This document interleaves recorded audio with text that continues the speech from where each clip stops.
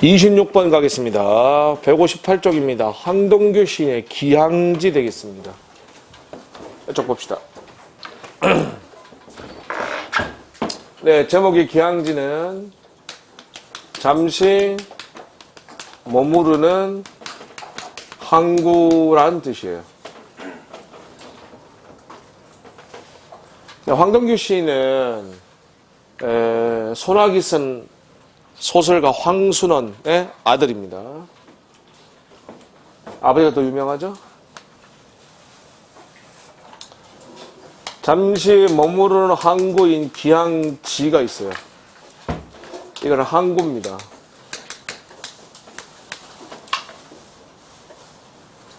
여기는 육지가 되겠고요. 이쪽은 바다가 되겠어요. 육지는 이런 정착의 삶이 되겠고요. 바다는 방황의 그런 방랑의 삶이 되겠어요.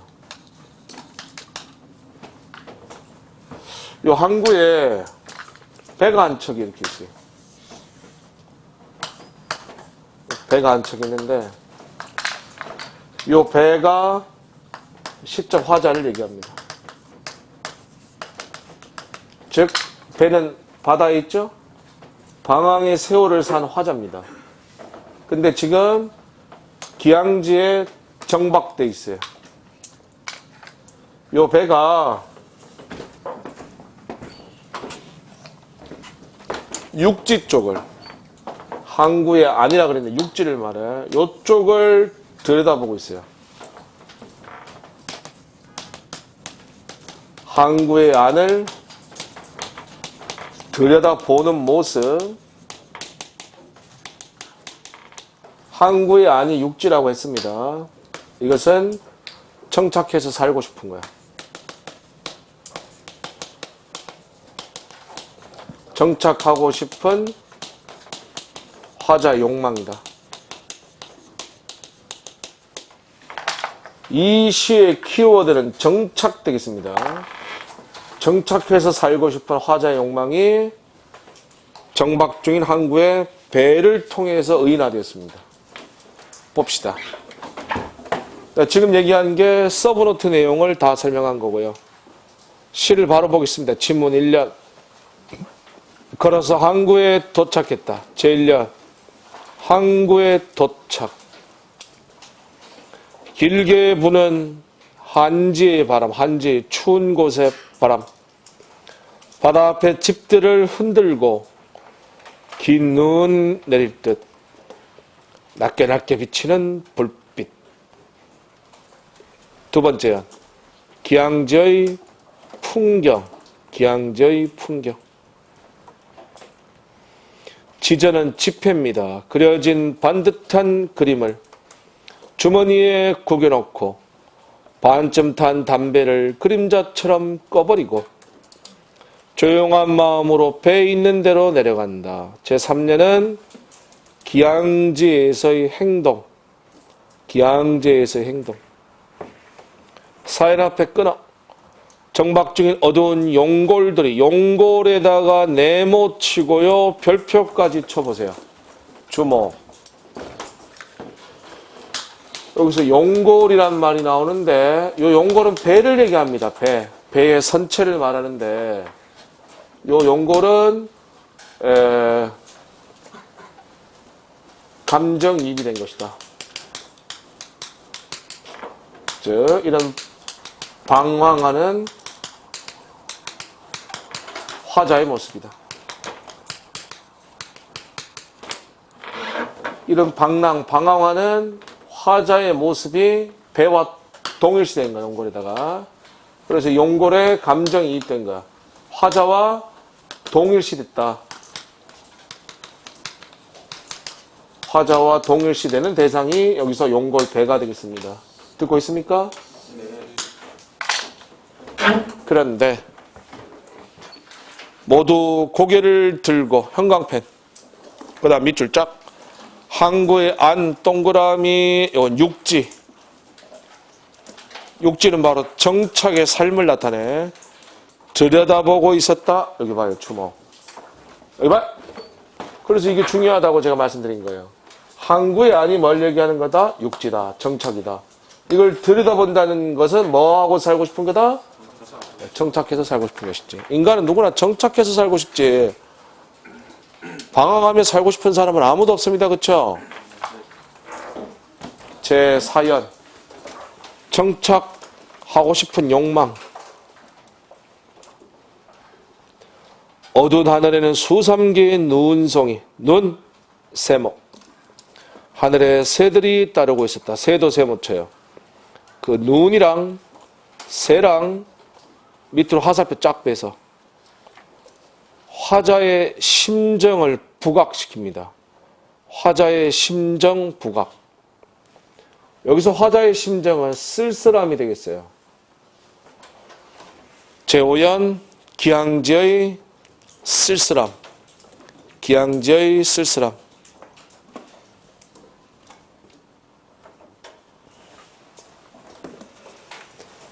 주십시다.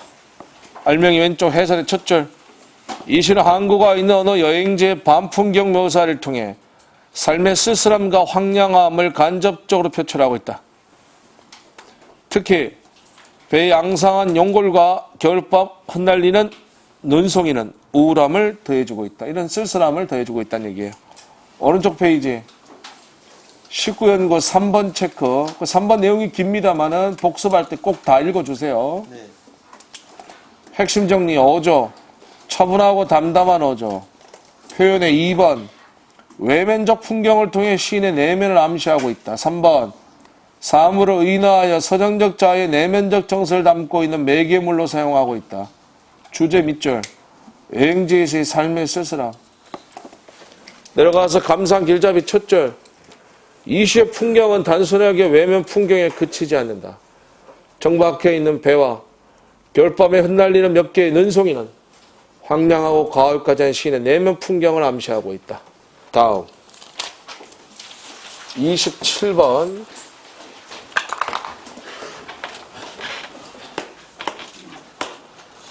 박제삼의 추억에서 되겠습니다.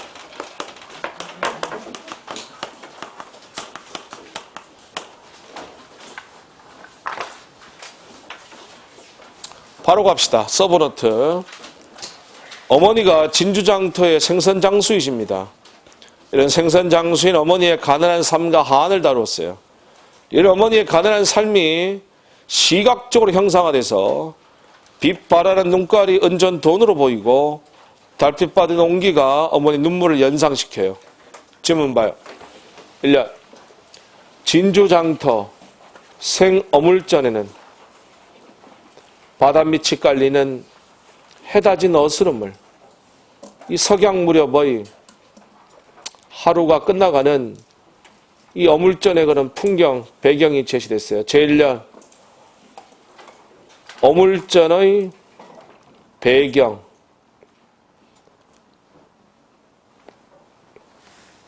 파장이라고 그러죠? 시장이 끝날 무렵이죠?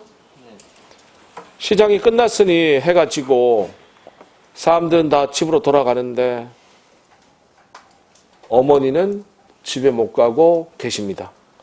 오람매 우리 엄마의 장사 끝에 남은 고기 몇 마리의 빛 발하는 눈깔 밑줄. 팔다 남은 생선의 눈깔이죠. 속절없이 은전 밑줄.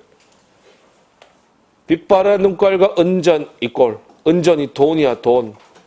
손 안 닿는 한이든가 우람매야 우람매.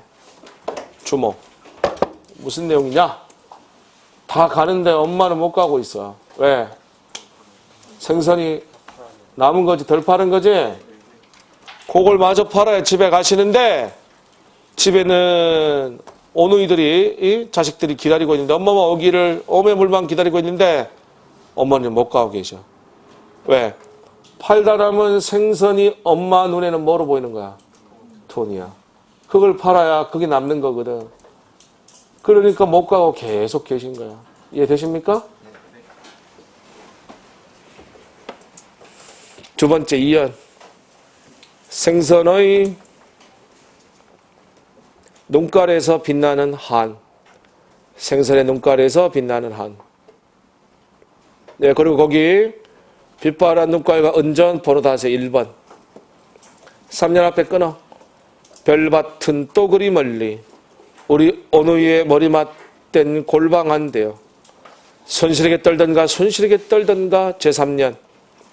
손실에게 떨며 어머니를 기다리던 오누이. 손실에게 떨며 어머니를 기다리던 오누이. 진주 남강이 막다해도, 이때 막다해는 아름답다의 뜻이겠죠. 오면 가며, 오면서 가면서 신새벽, 이른 새벽이나 밤빛에 보는 것을. 왜? 새벽부터 밤늦게까지 일하시니 그 아름다운 진주 남강 구경 한번 못 하시고 계속 일만 하시는 겁니다. 이해되십니까?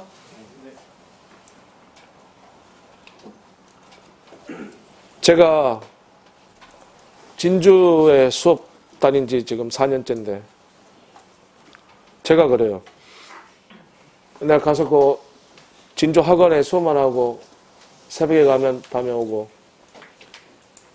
학원 거의 바로 옆에 진주 남강이 흐르는데 그거 한번 보지를 못했어요. 우리 엄마의 마음은 어떠했을꼬? 형광펜 끝에 두 줄 쳐요. 달빛 받은 옹기 전에 옹기 번호 달아 2번. 여기서 달빛 받은 옹기는 어머니의 눈물을 연상시킵니다. 말없이 글썽이고 반짝이던 것인가. 제4연 어머니의 한가 눈물 되겠어요. 어머니의 한가 눈물. 여기 봅시다. 자, 이 작품의 포인트 정리하겠어요. 이 시는 바로 이와 같이 생선장수인 어머니의 가난한 삶과 한을 나타냈어요. 여러분, 가난한 삶과 한을 눈에 보이는 대상으로 시각적으로 형상화시켰다.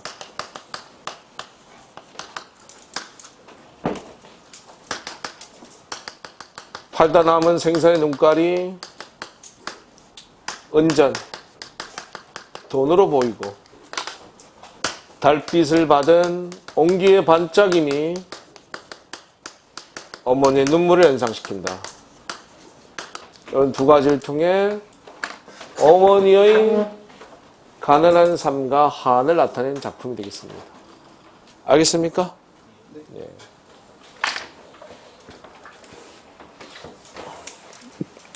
좀 짠한 시입니다. 그렇죠? 네?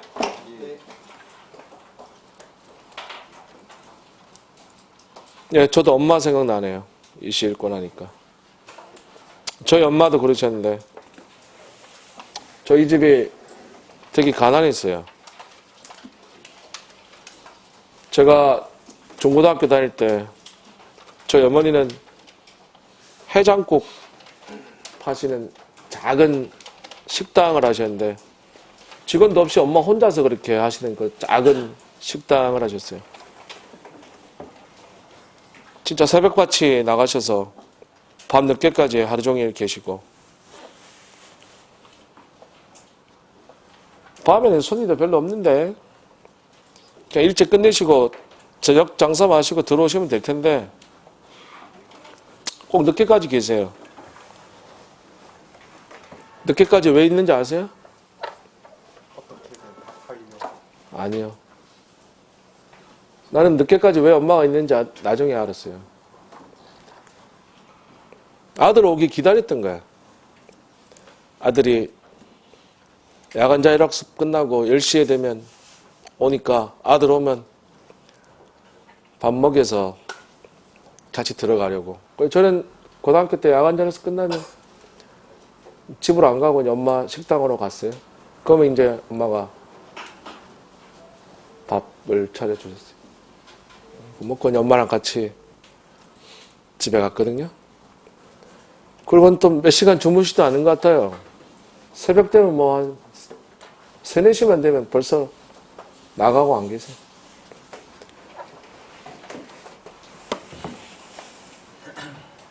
엄마 생각나네.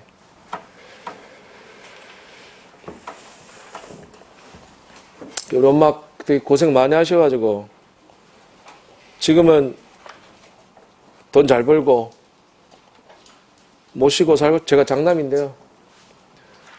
그래도 되는데 이제 연세가 이제 80 가까이 되셨는데 제 남동생이 아직 장가를 못 갔어요. 나이가 저랑 3살 차이 나는데 장가를 못 갔어요. 안 간 게 아니고. 그래서 엄마랑 둘이 살고 있는데 몇 번을 말씀드렸어요. 이게 좀 아들 집에 와서 옛날에 고생 많이 하셨으니까 좀 편하게 사셔도 되는데 와서 서원이 재롱도 보고 손자들하고 함께 이렇게 좀 편하게 잘 모실 수 있는데 좀 돈도 잘 버니까 몇 번을 말씀드렸거든. 이제 대전 집에 내려오죠. 지금 경기도에 사시는데 같이 살자고. 잘 모시고 싶은데 우리 엄마 얘기는 한결같습니다. 엄마 걱정하지 말고 니네나 잘 살아. 그렇게 말씀하세요.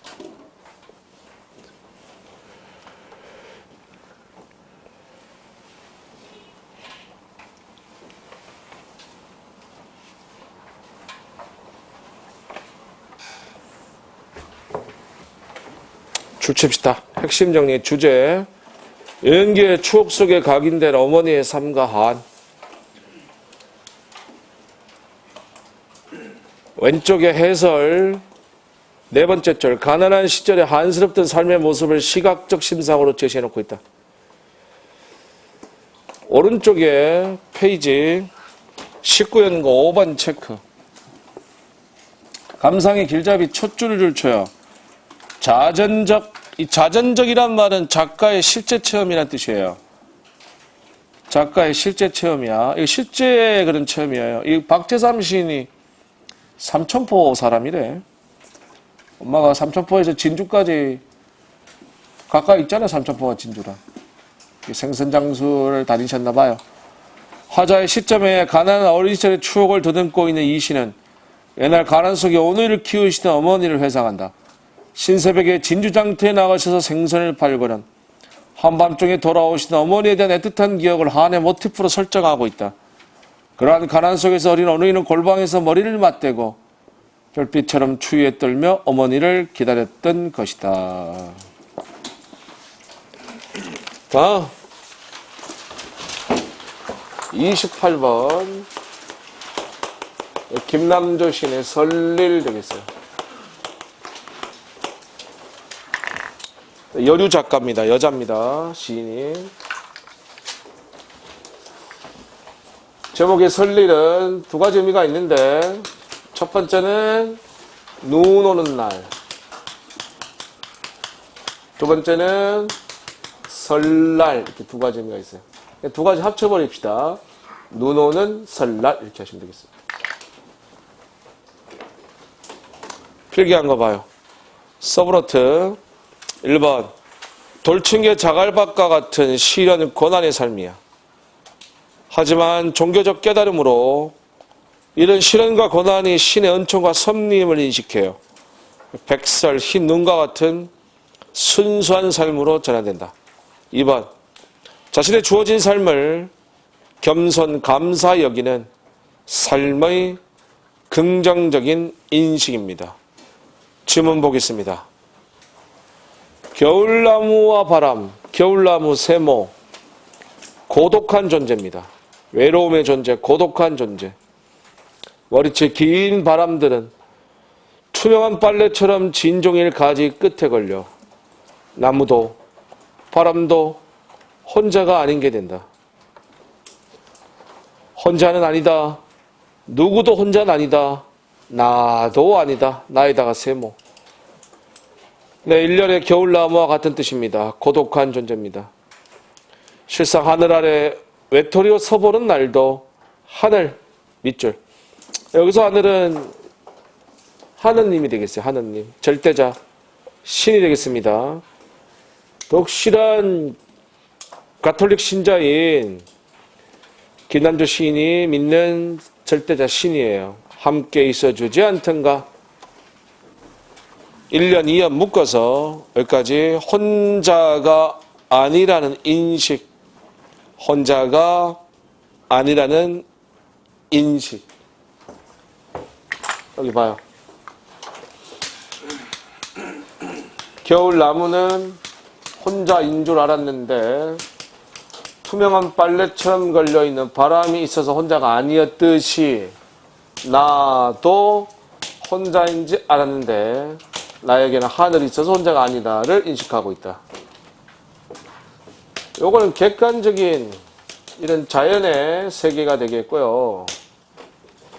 요건 주관적인 인간의 그런 내면을 인식하고 있어요. 여기서 유추의 그런 방식이 쓰인 거예요. 객관적인 자연의 세계로부터 주관적인 인간의 내면을 인식하고 있다. 유추가 된 거고요. 혼자가 아님을 인식하는 것이죠.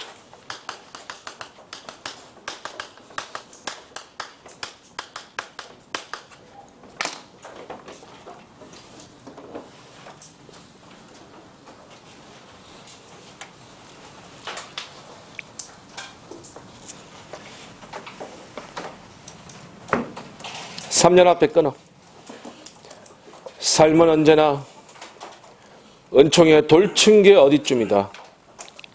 돌층계 세모. 시련 고난이 되겠죠.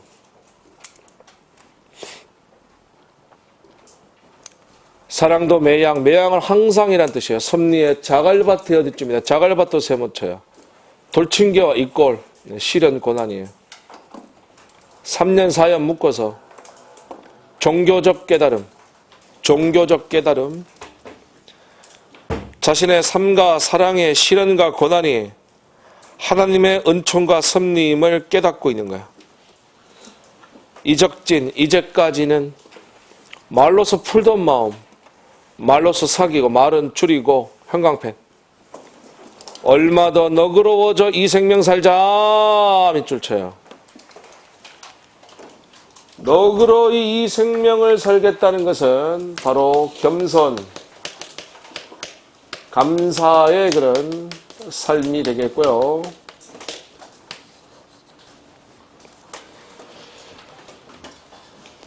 황송한 축연, 축하 잔치라고 알고 한 세상을 누리자. 자신의 주어진 삶을 황송한 축연이다. 축연이 축하잔치. 황송한 축하잔치라고 알고 남은 삶을 살겠다. 이것은 삶을 다짐하는 거죠. 삶의 다짐. 자신의 주어진 삶을 겸손 감사히 살겠다는 자신의 삶을 다짐하고 있습니다. 제5연 삶의 다짐. 자, 이런 깨달음과 다짐을 하고 나니 설날에 새해 아침에 눈에서 눈물이 흘러요. 그 눈물이 하늘의 승천에서 펄펄 눈이 돼서 내립니다. 새해의 눈시울이 순수의 얼음꽃, 승천한 눈물들이 눈물 동그라미 다시 땅 위에 떨고 있는 백설 담고 온다. 백설, 흰 눈이 백설이죠? 눈물, 백설 두 개 화살표로 쫙 빼서 순수를 나타내 순수한 삶을 상징합니다. 그 눈물이 백설이 된 거예요. 순수한 삶이 되겠다. 마지막 6년 순수한 새로운 삶의 자세. 순수한 새로운 삶의 자세.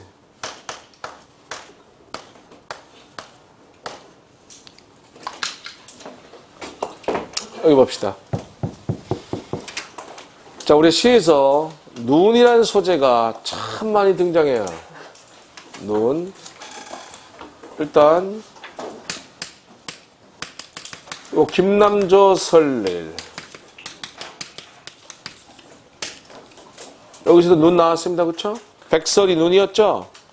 여기서의 눈은 어떤 뜻이었습니까? 순수한 삶을 나타내지. 순수한 삶을 얘기한다. 그 다음에 우리 아까 맨 처음에 배웠던 기항지. 황동규 시인의 기항지에도 마지막에 눈이 있었죠? 그 눈은 삶의 쓸쓸함. 쓸쓸함의 정서, 쓸쓸한 풍경의 눈이 되겠습니다. 세 번째. 자, 264의 광야. 264 광야에서도 지금 눈 내리고 매화 향기 홀로 아득하니 내 여기 가난 너의 실뿌리라. 이때 눈은 시련과 고난이었죠. 시련과 고난. 그리고 일제의 탄압이라는 시련과 고난의 눈이었고요. 김종길의 성탄제. 이 시에서도 그 옛날과 같은 눈이 내려요. 그 눈을 바라보고 어린 시절에 아버지의 사랑에 대한 추억과 그리움을 나타내. 이 눈은 회상의 매개체였다. 과거를 회상하는 그 매개체로서의 눈이 작용하고 있습니다.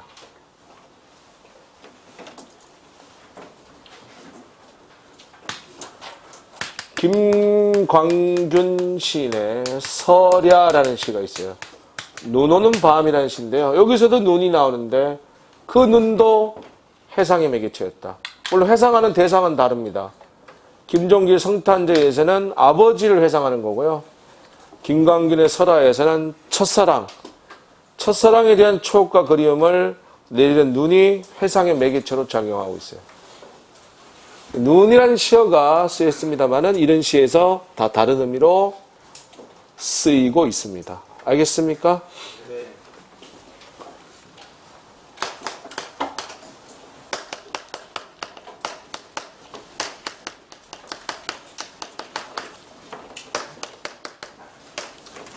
삶의 긍정적 자세. 삶을 긍정적으로 인식하는 긍정적 자세의 시적화자가 나타낸 작품들. 바로 이 작품 김남재의 설리.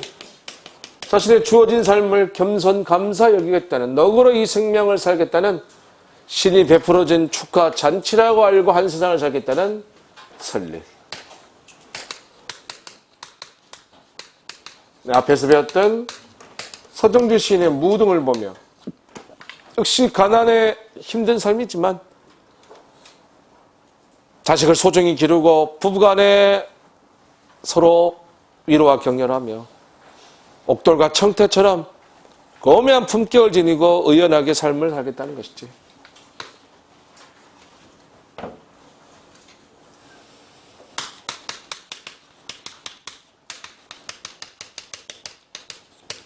천상병 귀천.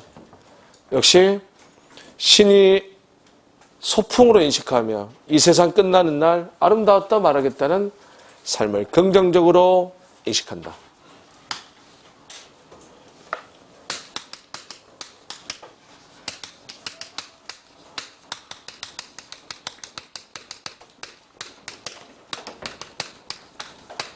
네, 김상용 시인의 나무로 창을 내겠어.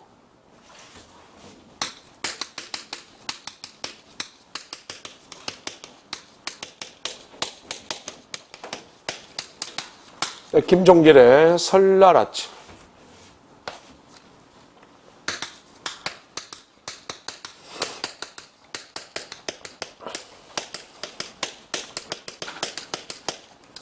네, 박재삼 시인의 흥부부부상.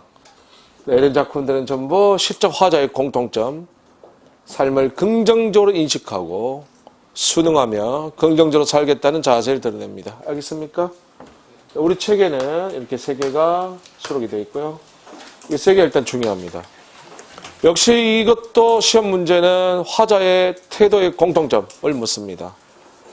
묶어낼 수 있는 그런 작품이 되겠습니다. 알겠습니까? 출제합시다. 왼쪽이 알맹이 해설 전부 밑줄. 이 시는 새해를 맞이한 날에 눈 내리는 풍경을 배경으로 하여 신의 존재를 느끼며 고독을 극복하고 긍정적 삶을 살고자 하는 화자의 다짐이 여성 특유의 감성을 바탕으로 잔잔하고 섬세하게 그려져 있다. 19연구 내려가서 4번 체크. 오른쪽 페이지의 핵심 정리 주제 밑줄. 신의 존재를 느낌으로써 고독을 극복하고 너그러운 삶을 살아가려는 세의의 다짐. 내려가서 감상 길잡이 첫 줄. 독실한 가톨릭 신자인 김남조 시에는 기독교적인 신앙심이 곳곳에 배어있다. 그의 시에는 신에 의탁하는 시인의 신에 대한 사랑, 그리고 삶에 대한 긍정적 자세 동그라미 두드러진다. 요거는 시험 문제 그거 나옵니다. 화자의 태도. 알겠어요? 다음 29번.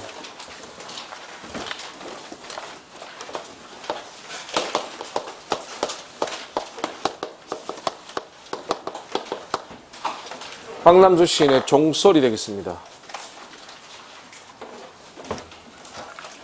이 시에서 얘기하는 종소리. 자유를 얘기합니다. 서브노트.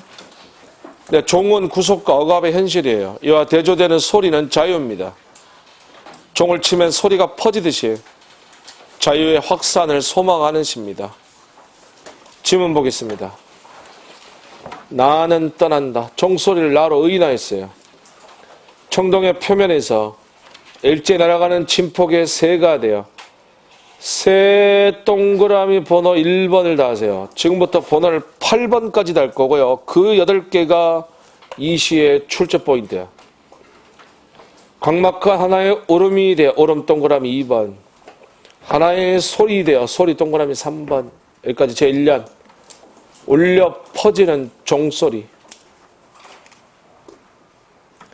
2연 앞에 끊습니다. 끊어. 인종은 참고 따름은 끝이 났는가. 청동의 벽에 벽세모. 역사를 가두어 놓은 칠흑은 짙은 어둠이에요. 감방도 세모쳐요. 벽 감방 이꼴 구속 억압이 되겠습니다.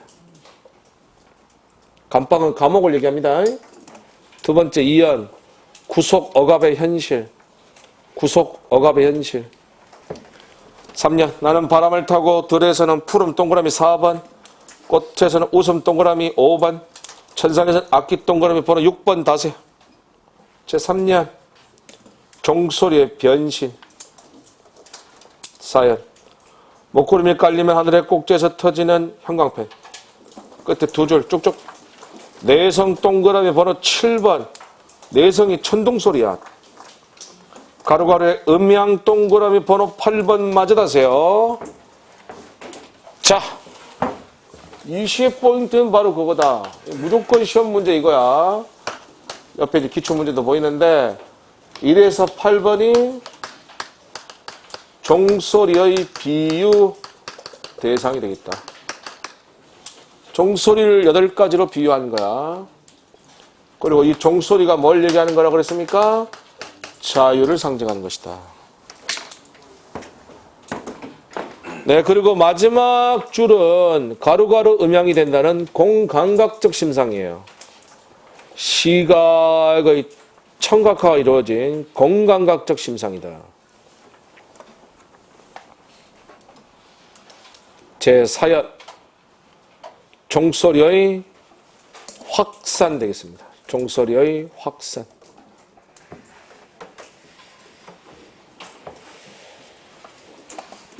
아래쪽 핵심 정리.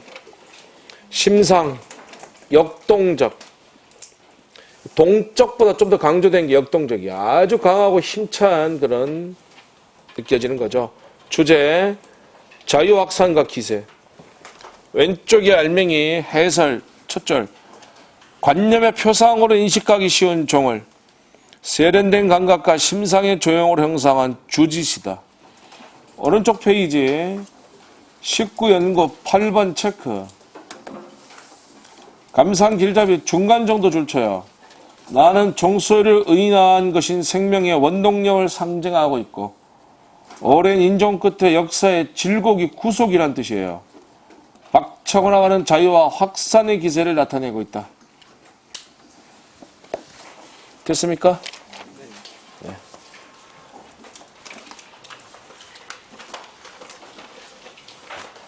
네, 여기까지 하겠습니다.